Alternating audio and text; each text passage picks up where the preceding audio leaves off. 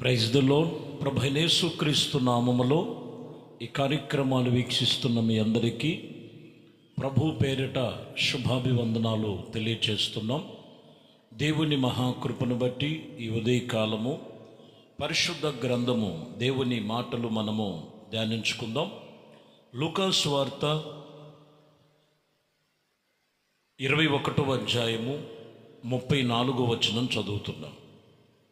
మీ హృదయములు ఒకవేళ తిండి వలనైనను, మత్తు వలనైనను, ఐవిక విచారాల వలనైనను మందులు కాక, మీరు దినములు అకస్మాత్తుగా ఆ దినము అకస్మాత్తుగా మీ మీదకి ఉరి వచ్చినట్లు రాకుండా మీ విషయములో మీరు జాగ్రత్తగా ఉండుడి. ఈ వాక్యములో యేసు ప్రభువారి యొక్క రాకడను గురించి సూచిస్తూ అకస్మాత్తుగా మీ మీదకి ఉరి రాకుండా ఉండినట్లు మీరు ఏ విషయములో కూడా మత్తులై ఉండద్దు. తిండి వలనైనను కానీ, ఐవిక విచారాల వలన కానీ, మరి ఏ విషయములోనైనను కూడా మీరు మత్తులై ఉండద్దు. మనుషుల మీదకి ఉరి వచ్చినట్లు అకస్మాత్తుగా ఉరి ఒగ్గి ఉన్నదని వాక్యము చెబుతున్నమాట. ఈరోజు ప్రియమైన దేవుని బిడ్డలారా, లోకములో మనుషుడు అన్నీ సమకూర్చుకొని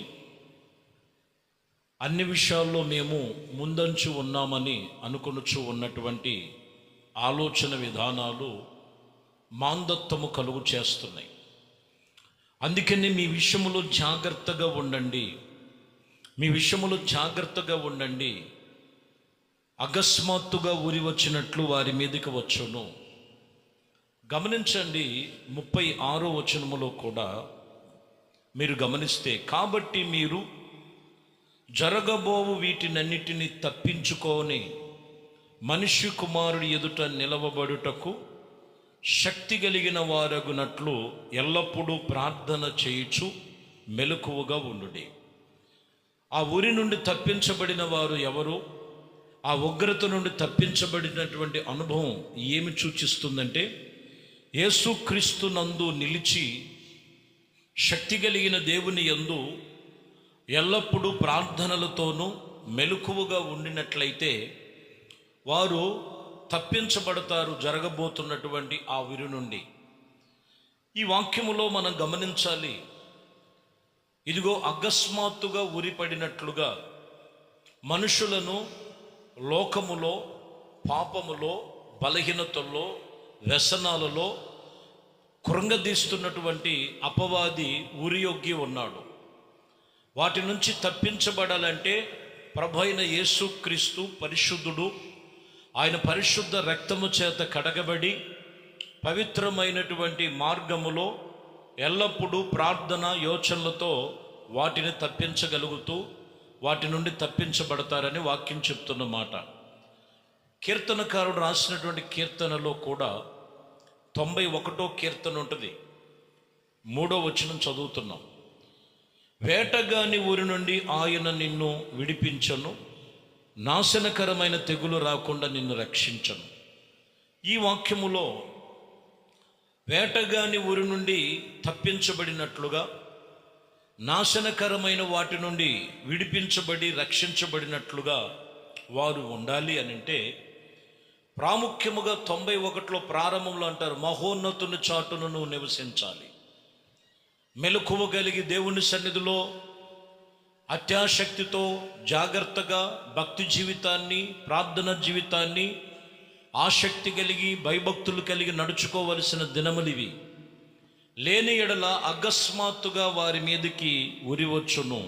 వాటి నుండి తప్పించబడిన వారు దేవుడు ప్రభైన యేసుక్రీస్తునందు ఆయన ఆశ్రయ దుర్గముగా ఆయన యందు మనము నిలిచిన వారై ఉండాలి. లేని ఎడల అపవాది అయిన సాతానుడు ఏదో ఒక విషయములో ఉరివేసి ఉన్నాడు. ఇదిగో దీనికి అనుకూలమైనటువంటి మాట ఇంకొకటి మనము హబక్కుకు గ్రంథములో 1వ అధ్యాయము 15వ వచనం చదువుతున్నాం. వాడు గాలము వేసి మానవులందరినీ గుచ్చి లాగుచున్నాడు, ఉరియొగ్గి చిక్కించుకున్నాడు. వాడు తమ వలలో వారిని కూర్చుకొని సంతోషపడి గంతులు వేయుచున్నాడు. చూసారా, సర్వ మానవాళ్ళకి వల వేశాడు, వాడు గాలం వేశాడు. ఏదో ఒక విషయములో మనుషుడు పాపములో, వ్యసనములో, శరీరేచ్ఛల్లో ఏదో ఒక ఉచ్చేశాడు, ఏదో ఒక వెరేశాడు. ఆ వెరలో వాళ్ళు పడిన తర్వాత, ఆ గాలములో పడిన తర్వాత, ఆ ఉరిలో పడిన తర్వాత వాడు గుచ్చి లాగుతూ వాడు వలలో చిక్కించుకొని, ఇదిగో మనుషులను చూసి వీడు సంతోషంగా గంతులు వేస్తున్నాడు. ఈరోజు వాక్యము చెప్తున్న మాట, అకస్మాత్తుగా ఉరి వచ్చుద్దు. ఆ ఉరిలో తప్పించబడాలంటే దేవుని యందు ఎల్లప్పుడూ భయభక్తులు కలిగి ఉండాలి. దేవుని యందు ఆశ్రయదుర్గమైనటువంటి ప్రభు సన్నిధిలో చాలా జాగ్రత్తగా ఉన్నట్లయితే వాటి నుంచి తప్పించబడతారు. గమనించాలి, రాయబడినటువంటి మాటల్లో మీరు చూస్తే కీర్తన గ్రంథములో 124 కీర్తన 7వ వచనములో, పక్షి తప్పించుకున్నట్లు మన ప్రాణములు వేటగాని ఉరి నుండి తప్పించుకొని ఉన్నది, ఉరి తెంపబడును, మనము తప్పించుకొని ఉన్నాము.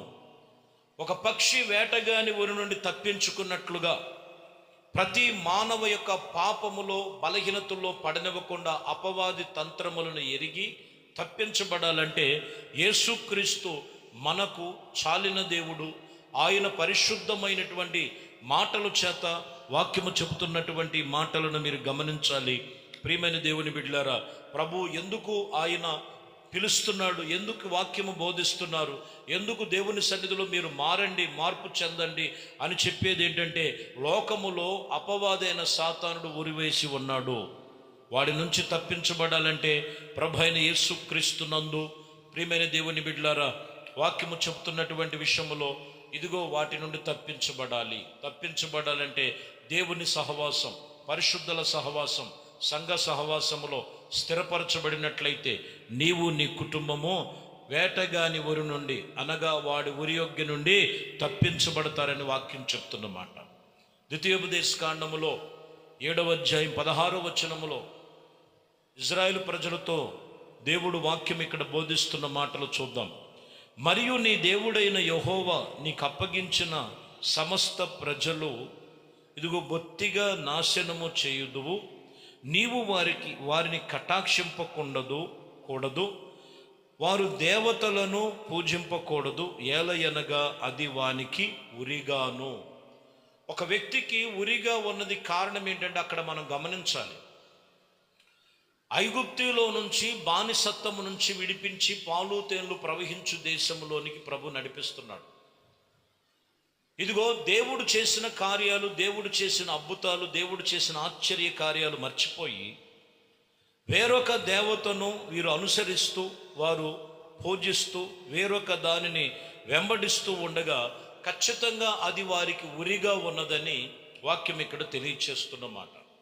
ఎందుకంటే ఐగుప్తులో నుంచి విడిపించింది దేవుడైన యెహోవాయే. ఎర్ర సముద్రము 2 పాయలు చేసింది ఆయనే. అలాగనే పగలు మేఘస్తంభములో, రాత్రి అగ్నిస్తంభములో ఇజ్రాయేలీలకు ఆయన సన్నిధి తోడుగా ఉంచి నడిపించింది.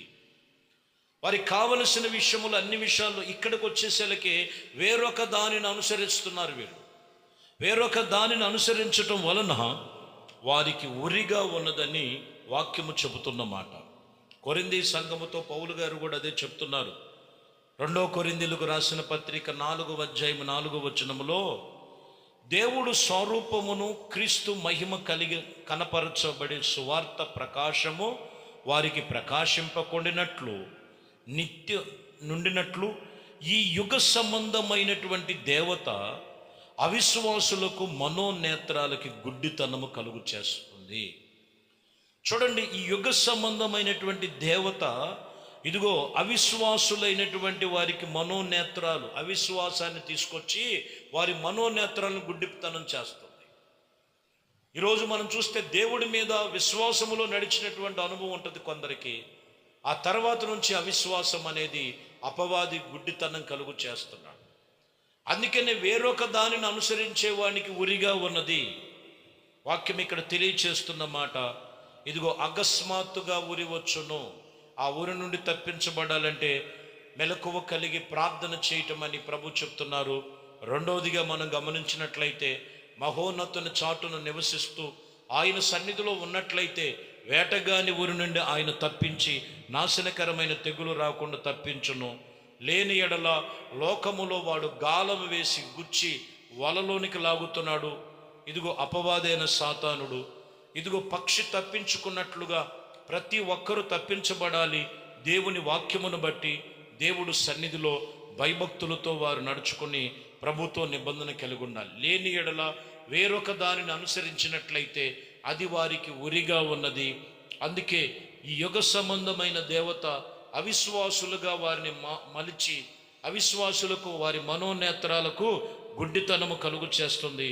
కాబట్టి ప్రియమైన దేవుని బిడ్డలారా, ఈరోజు ప్రభు వాక్యము చెప్తున్న మాట, వాక్యములో రాయబడిన సత్యమును మీరు గమనించండి. ఇదిగో ఉరి ఒగ్గి ఉన్నాడు. వాటి నుంచి తప్పించబడటానికే ఈ సువార్త, దేవుని వాక్యము ఈ ఉదయకాలము దేవుడు నీతో మాట్లాడుతూ ఉండగా, బలహీనతలో, లోపములో, శాపములో మనుషుడు బలహీనుడైపోతున్నాడు. కారణం ఏంటంటే ఏదో ఒక వాడు ఉరి వేసి ఉన్నాడు, ఉచ్చు వేశాడు, గాలం వేశాడు. వారి నుండి తప్పించబడాలి. వాడి నుండి తప్పించబడాలంటే యేసుక్రీస్తునందు విశ్వాసము కలిగి ప్రభునందుకు రా. ప్రభు సన్నిధిలో చెప్పినట్లుగా మారు మనస్సు కలిగి మారు మనసుకు తగిన ప్రతిఫలము పొందుకొని ప్రభు సన్నిధిలో మెలకువ కలిగి నీ ఆత్మీయ జీవితాన్ని జాగ్రత్తగా కొనసాగించు. అప్పుడు నువ్వు తప్పించబడి దేవుని యొక్క కృప కింద, దేవుని యొక్క కరుణా కటాక్షము చేత నీవు నడిపించబడతావు. దేవుడు నీకును నీ కుటుంబానికి అట్టి గొప్ప విడుదల కలుగు చేయునుగాక. ప్రార్థన. పరిశుద్ధుడా, ప్రేమ కలిగిన తండ్రి, దయగలిగిన మా ప్రభువా, మీ శ్రేష్టమైన పరిశుద్ధ నామమునకే స్తోత్రాలు చెల్లిస్తున్నాం. నీ కృపా దయా సంకల్పమును బట్టి ఇదిగోనైనా ఈ ఉదయకాలము అయా వేటగాని ఊరి నుండి తప్పించబడినట్లుగా, పక్షి తప్పించుకున్నట్లుగా ఈ వాక్యం వింటున్న ప్రతి ఒక్కరిని అపవాది చేతుల్లో నుండి, సాతాను ఉచ్చుల నుండి తప్పించబడి వ్యసనాలు, బలహీనతలు, లోపములు పాడు చేస్తున్నటువంటి అంధకారపు చీకటి బంధకాలు లయపరిచి ఆశ్చర్యమైన కార్యములు మీ కృపలో జరిగించమని, మహిమ ఘనత ప్రభావాలు మీకే పొందుకోమని యేసుక్రీస్తు నామములో ప్రార్థించి వేడుకొనుచున్నాము తండ్రి. ఆమేన్. ప్రభు మిమ్మల్ని దీవించి ఆశీర్వదించునుగాక. ఆమేన్.